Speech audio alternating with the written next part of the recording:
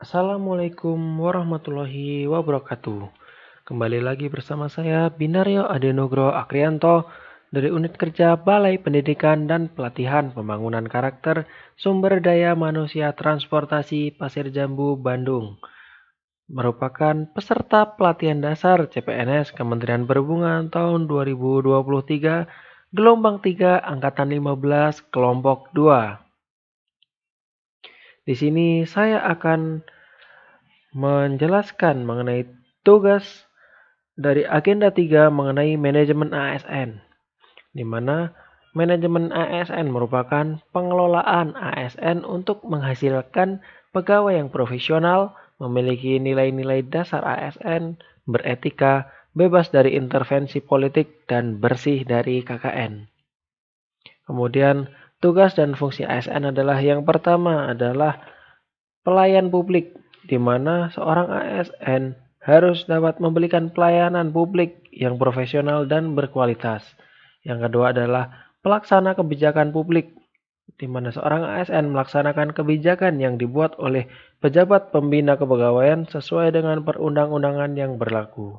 Kemudian yang ketiga adalah perekat dan pemersatu bangsa, di mana seorang ASN harus dapat mempersatukan Kesatuan dan Persatuan NKRI. Berlanjut kepada permasalahannya adalah mengenai identifikasi isu, di mana terdapat dua isu yang ada di BP3K SDMT atau unit kerja saya. Yang pertama adalah keterbatasan SDM pengelola sosial media, dan yang kedua adalah kedisiplinan pegawai.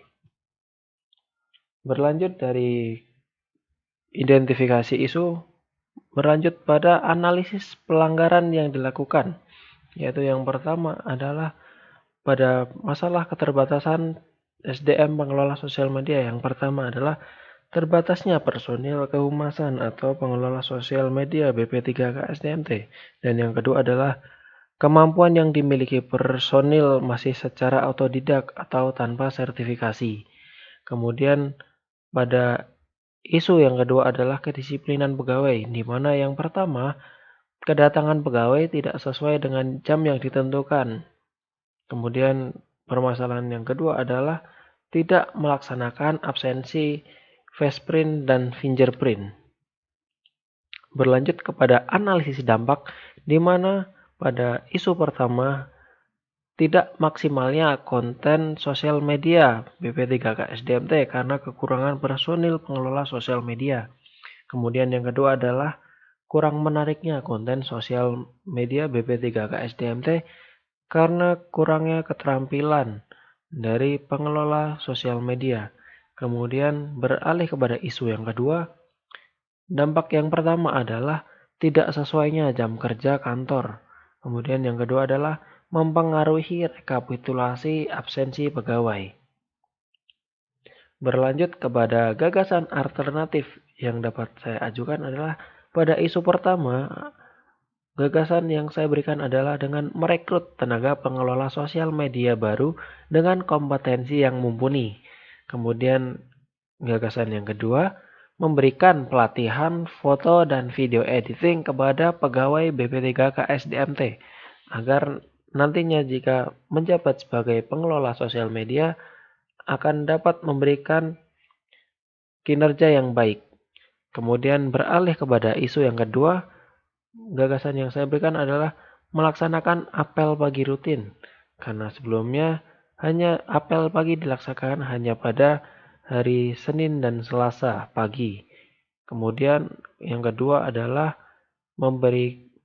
mengingatkan untuk melakukan absensi dengan memberikan sign atau tanda untuk melakukan absensi. Dapat berupa banner atau print-printan. Kemudian konsekuensi atas gagasan alternatif yang diberikan. Pada isu pertama, konsekuensinya yang pertama adalah mempengaruhi belanja pegawai. Kemudian yang kedua adalah pegawai yang mengikuti pelatihan harus dapat mempertanggungjawabkan hasil pelatihan yang diselenggarakan oleh BP3K SDMT. Kemudian konsekuensi yang pada isu kedua adalah yang pertama, para pegawai harus lebih disiplin pada jam kerja kantor. Dan yang kedua adalah menambah biaya untuk pemasangan tanda seperti banner atau hasil printout dari softfile yang diberikan. Mungkin itu yang dapat saya sampaikan. Terima kasih dan salam prestasi.